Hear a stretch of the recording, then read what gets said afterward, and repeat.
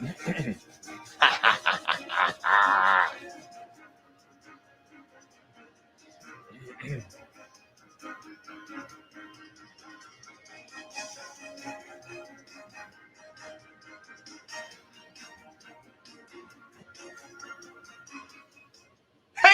welcome and good morning.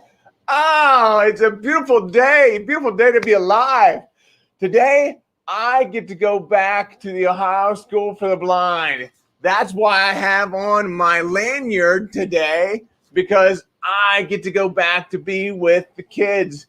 Now, yes, I won't be there all day, and no, I won't be there every day, but I have gotten my vaccination, 2 shots, so we're all taken care of. So that's great. And I'm just so appreciative of you being here this morning.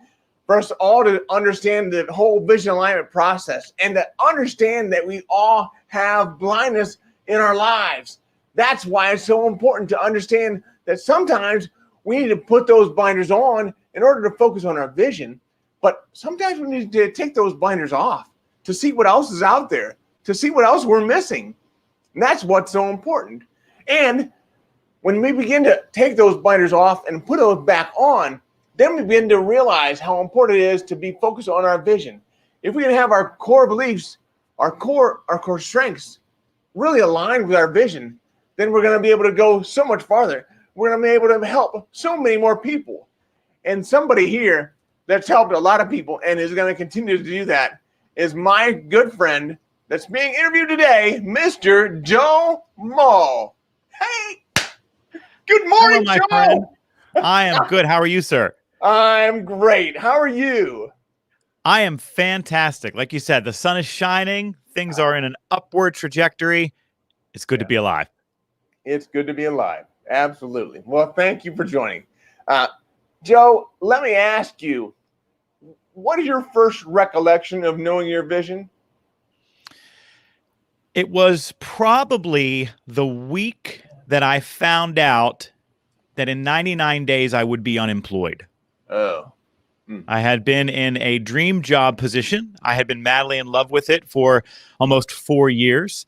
And then an announcement was made that I was in a division that was, the entire division was being eliminated. And so I suddenly realized that I was not going to get to continue doing this kind of work, the work that I had fallen in love with, unless I charted my own path. That was in 2013, February of 2013. Wow. Wow. If you want to hear more, stay right there.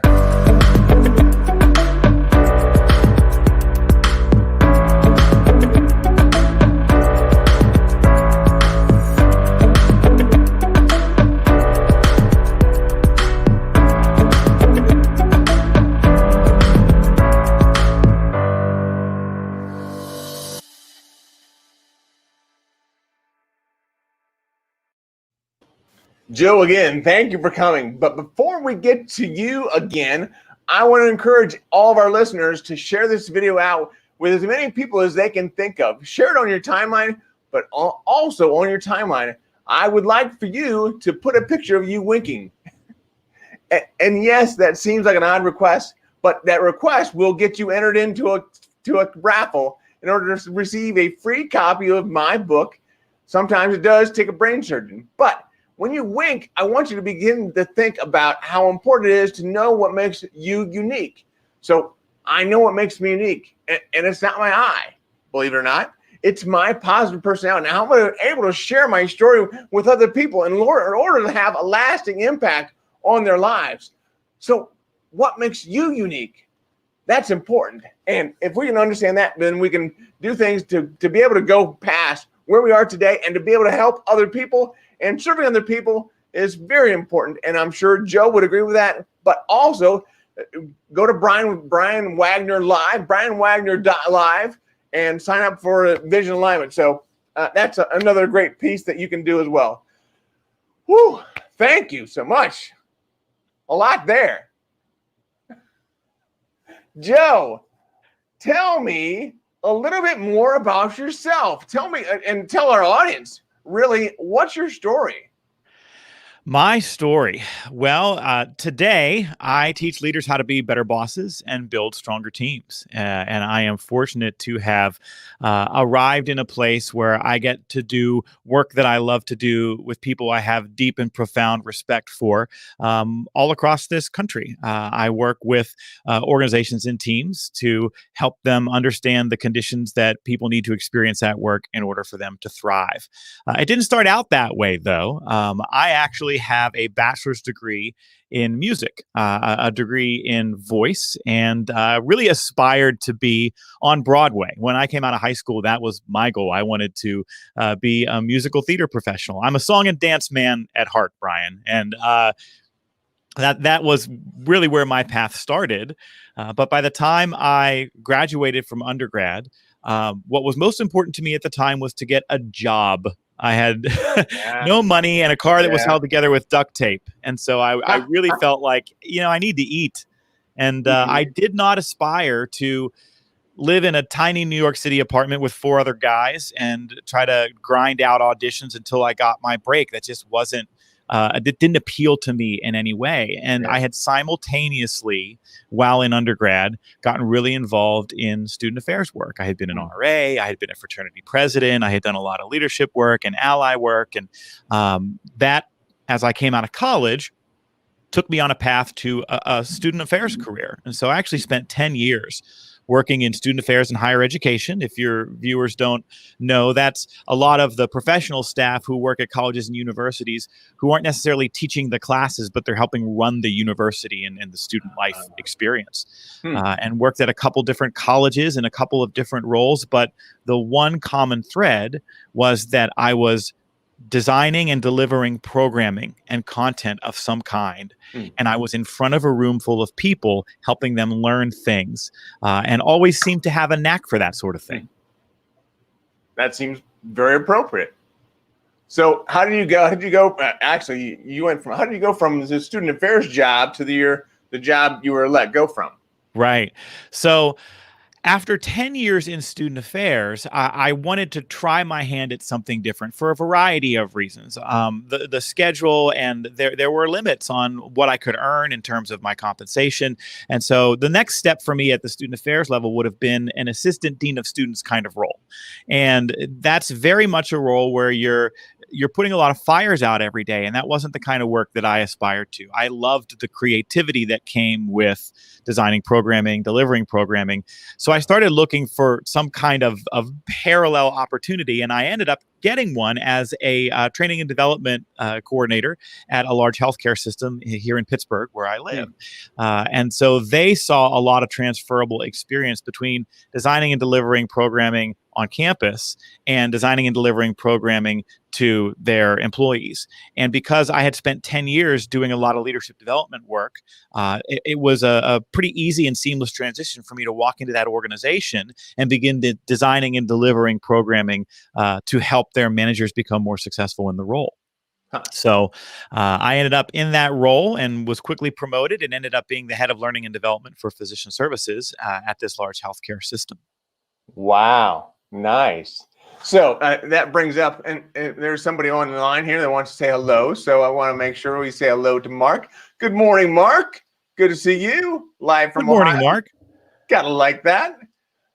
Anybody else that's on, please put in a hashtag live and let us know where you're coming in from. Also, if you're listening on a replay, put in a hashtag replay. Again, let us know where you're coming in from. That's great. And then, as always, share the video out. So let's see. What else?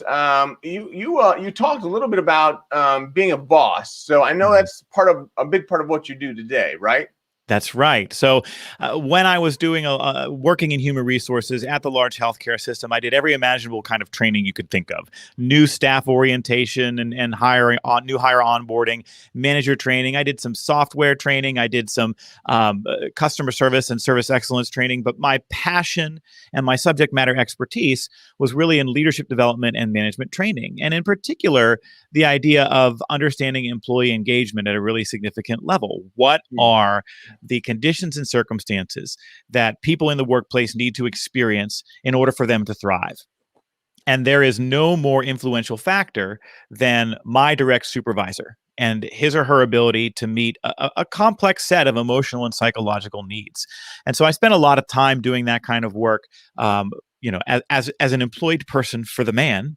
And then fell in love with that kind of work, and got a lot of incredible feedback about how my style and approach was well received. And as I said before, people would tell me that I had a knack for this. And so when I found out that my entire division team was being eliminated, I kind of had an aha moment, which was, well, if these people here are thirsty for this and the way that I do it really connects with them, maybe there are other folks out there in the world who would be thirsty for it as well. So I never aspired to run my own business. Entrepreneurship was never something that appealed to me. Right. But I realized it was the only way to keep doing the work that I loved to do, and to make sure that the content I was creating, the materials that I was writing and delivering, were mine, were owned by me, and I was able to put my name on them. And so that was 8 years ago now. I tell people I jumped off a cliff. I started my own business with a 2.5-year-old and a 6-month-old, and being the primary income in my household. And so it had to work. Now, fast forward 8 years later, and when people say, what do you do for a living? The shortest answer that I can give is I teach leaders how to be better bosses by helping them develop the self-awareness, knowledge, skills, and relationships they need to be successful in that role. And that's why you have a podcast. And what's that called? Podcast is called Boss Better Now with Joe Mull. We actually just had a pretty amazing breakthrough last week. Is that the URL? I'm sorry? Is that the URL, bossbetternow.com? Oh, you can get to the podcast from there. Yes, bossbetternow.com will get you there. And we were very excited last week. SHRM, the Society for Human Resources Management, named our show as one of 5 can't-miss shows in 2021 for leaders. And so we feel very humbled by that designation. Wow. I just a week and a half ago, I found out that I'm going to be speaking at the Ohio SHRM conference. Oh, it's such a good group of people, and they have such challenging roles, and they're going to be lucky to have you, my friend. Well, I have this is kind of pushing me, so it's good. So we'll do a keynote, and then we'll also workshop. So, and again, we're talking about winking, and we're talking about blind spots. So yeah, it's what I know. So, well, you will be good for them. I'm certain of that. Oh, thank you. I appreciate that. So what do you think is the biggest factor in your success? Goodness, the biggest factor in my success, I think, is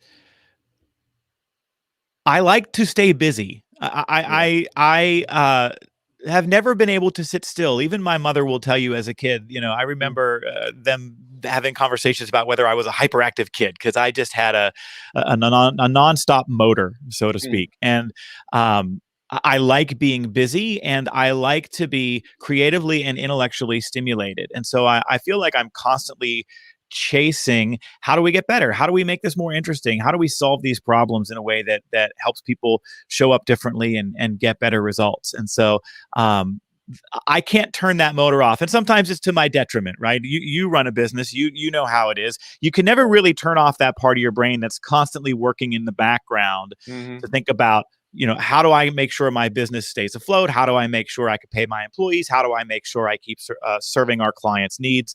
That has served me well. That's good.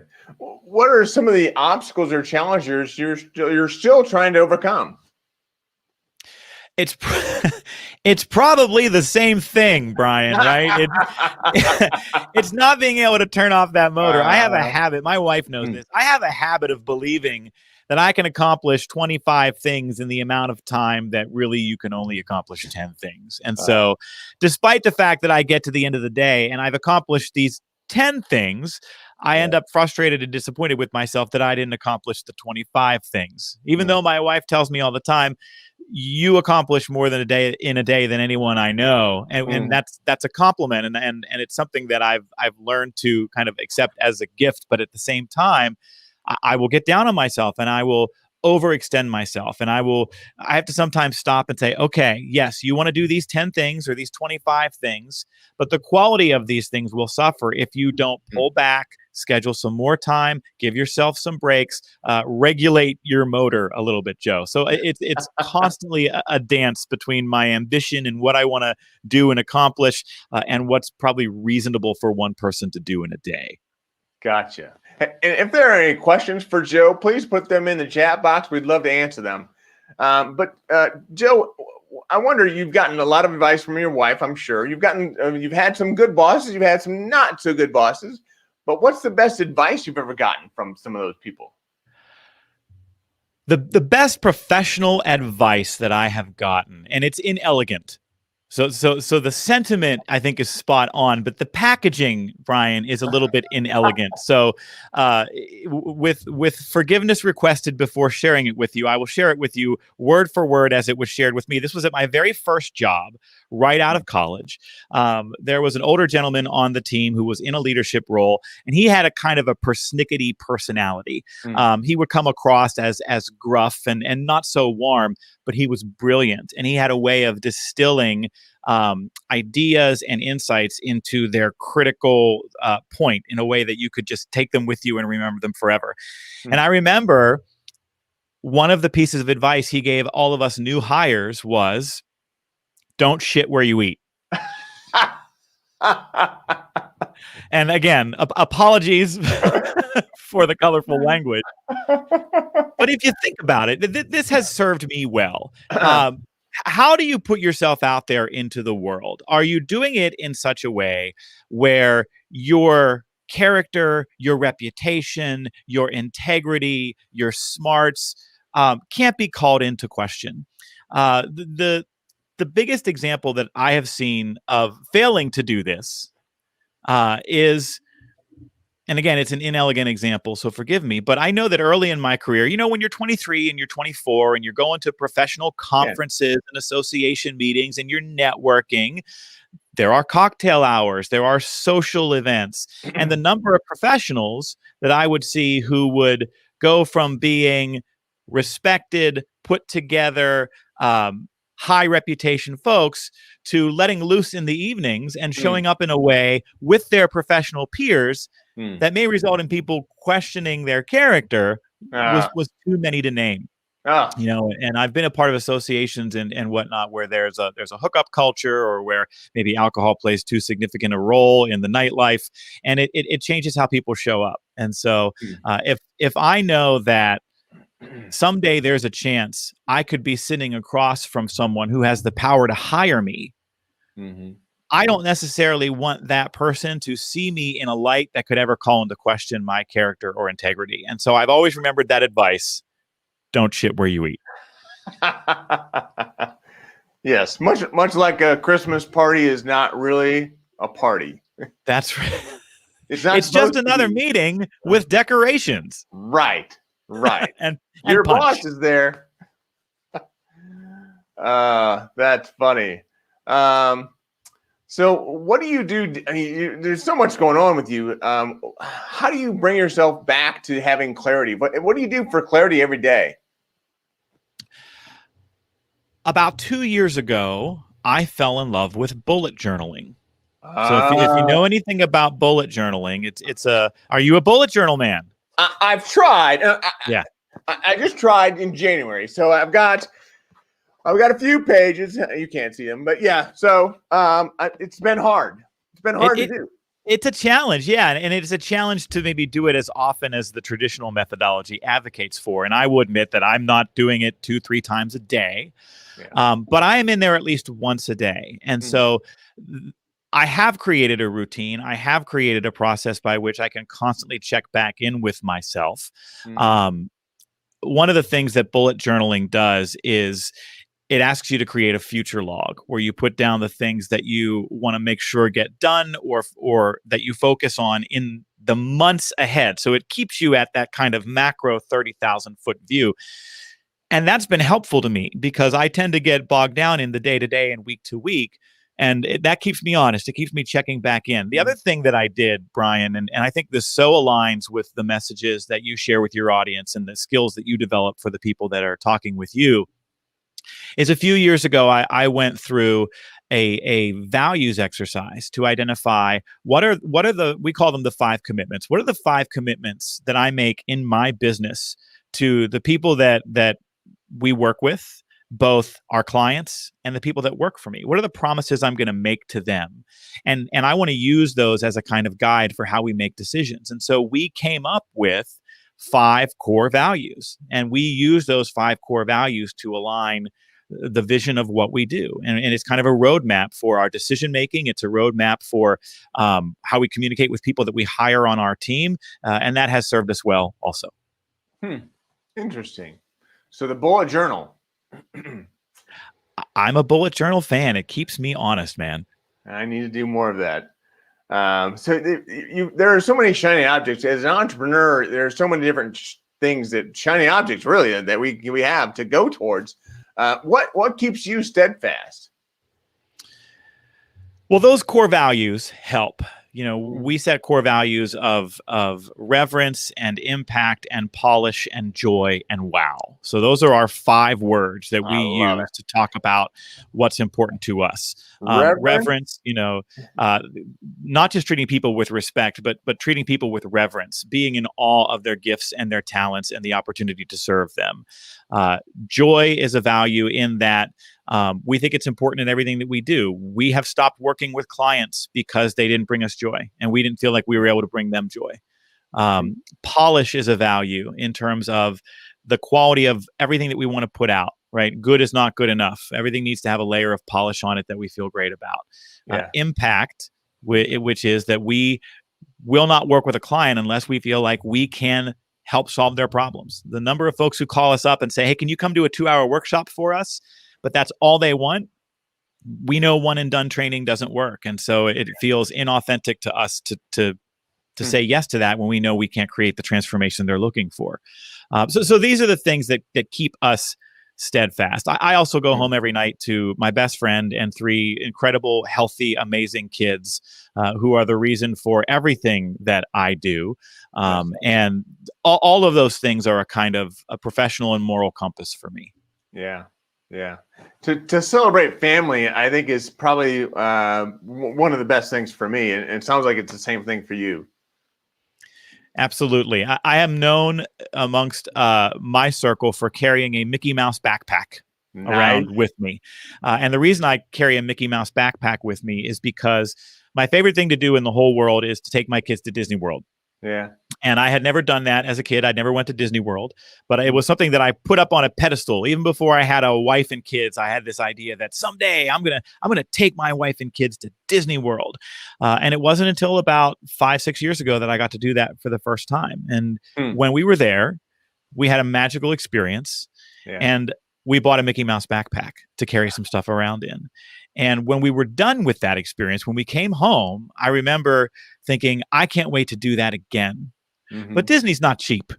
No. Disney's a lot of things, and cheap is not one of them. So I started carrying the Mickey Mouse backpack around with me as a reminder to, you work hard and you put forth the effort, and some days you grind it out. And, there's that whole idea of hustle.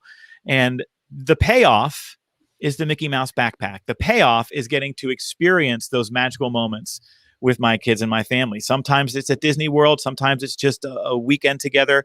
But the Mickey Mouse backpack reminds me to keep going, keep working, keep putting in the effort so that I can do what I want to do when I want to do it. Yeah. Well, that's cool. So you carry that with you even on the business trips?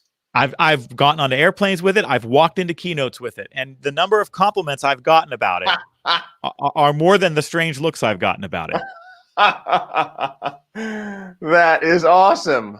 Very cool. So you've been very successful, and I know. Tell me a little bit how you define success. Well, first and foremost, it's with the reaction of the clients that we serve. Whether we're doing a conference keynote, whether we're doing ongoing leadership development work with a client, whether it's the attendees at one of our virtual Boss Better virtual summits, when people come out of that if they don't say that was one of the best learning experiences I ever had, I'm so inspired because now I have answers, I have actions I can take, I have tactics I can use, I know what I should be doing. If that doesn't happen, then we didn't meet our goal. And so that really keeps me going. That tends to be what I see as both the reward and the purpose. That's good. So what is the next level of your success look like? The next level of success is a contradiction in terms. The next level of success would be to grow some of the platforms that we've built, right? We just launched our podcast not very long ago, and so being able to serve a wider audience and to grow the programming that we're delivering for folks. But at a bigger picture level, Brian, I'm on a mission to fill workplaces with better bosses. You know, society on the whole can change dramatically if work works for people. If when I go to my job, I feel fulfilled and inspired and motivated, if I have alignment between my talents and gifts and the work that I'm in, and I have work for a supervisor who knows how to help that happen for me, my whole world changes, right? I don't go home miserable. I don't get up the next day dreading going to work. My overall health and well-being gets transformed. When we make work for people, because we've put better bosses into the workplace, you can transform society on the whole. So if that's the next level of success, then that's what I'm chasing. The contradiction in terms is that I'd like to get to a place where maybe I didn't have to work 50 hours a week. Yeah. But those two things sometimes are hard to set next to each other. So working 50 hours a week is a lot. What do you do to recharge? Well, I have recently become more committed to an exercise routine. I am a person who has never enjoyed exercise in any form. Anytime, and even to this day still, anytime I'm exercising, most of the time, all I'm thinking about is when can I be done exercising? How many minutes are left in the exercising? There are not as many minutes that have passed yet in the exercising as I had hoped there had been. But I have accepted the fact that when I make time for it, it transforms me. I am healthier in mind and body. I'm a better business owner, a better husband, a better father. I have a better mood. I have better energy. It is a form of therapy for me. So I maybe don't recharge, but I pre-charge by making time for that in the morning whenever possible.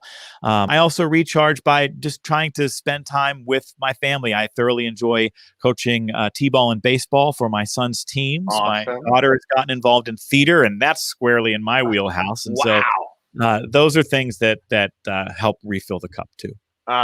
That's awesome. So you talk a little bit about therapy, and this is not therapy, but there's blind spots that we all have. So we all have blindness in our lives. Yeah. So who sees your blind spots?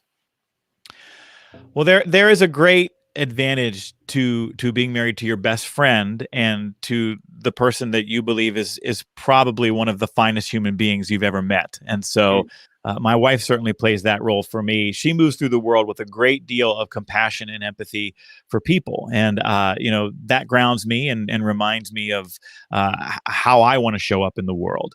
At a professional level, I'm very fortunate to be connected to a network of other speaking professionals, thought leaders who I trust to help me see my blind spots in the form of mastermind groups and in the form of the professional associations that I'm a part of. Learning from others, conversing with others, nurturing those relationships has also been key. Yeah, well, I would agree with that. I don't know what I'd do without the NSA. Right. And that's one of the groups I know you're part of. But you're probably part of other ones as well. But NSA is definitely the association for me. Absolutely. When people ask me, how do I do what you do? Where should I start? The first thing I tell them is get involved in the National Speakers Association. It's a generous group of people who are also some of the most brilliant, savvy business owners out there. Yeah, I agree. Wow. Well, thank you so much for being on today, Joe. I so appreciate it. It's my absolute pleasure. I'm privileged and humbled by the invitation. You do incredible work, my friend, and I know you're out there every day trying to help people think about who they are and how they show up. So I'm thrilled to contribute. Yeah. Well, thank you again. And is there one last thing you would like to leave with our guests or with our audience? Well, I tell people all the time that commitment comes from better bosses. There is no more influential factor in getting people to care and try and give their all in the workplace than a boss who knows how to get them firing on all cylinders. So if you are someone's boss, you're the most important person in the company because only you have the power and the opportunity to help people be at their best. Awesome.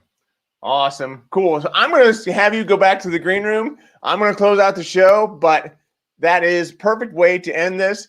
I look forward to catching up with you again sometime soon, maybe even having you back on the show. Anytime, my friend. Thanks again and be well. All right. All right. Great. Thanks, Joe. Wow. Wow. Amazing. I love it. Joe Mull is just like anybody else that I've ever met at NSA, the National Speakers Association. They're always so giving and caring with everything that they do. So just can't thank him enough for being on.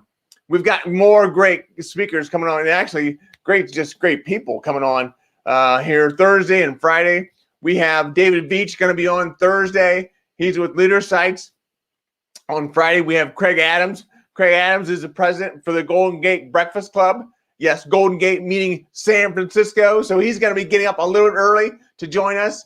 That's awesome. And then in the 11:30 for the Radical Vision for Disabilities, we have Greg Cassini coming on, and he is a phenomenal guy, good friend. But he has his own company called the Kemper House, and the Kemper House focuses on people with Alzheimer's. So he will talk a little bit more about the disease, but he'll also talk about caregivers and what goes into that. So, I just love this. I love being on this station with you all. I love you in your passion and your questions, all that. It's been great. Keep showing up, keep doing what you're doing, but as always, keep one eye on the road.